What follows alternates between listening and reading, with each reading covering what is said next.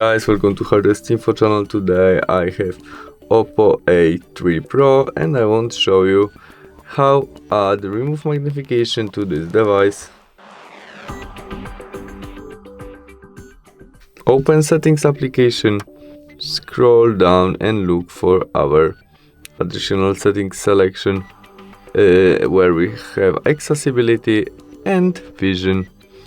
Now we tap on our magnification and we must turn on it in shortcut selection, continue by OK, and we have our shortcut. Now we can change position of our shortcut, tap on it and swipe with it on screen.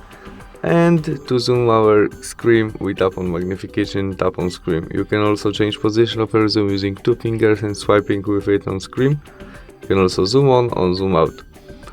You can turn off it by tap on your shortcut again. And that's all. Thanks for watching. See you soon. Bye.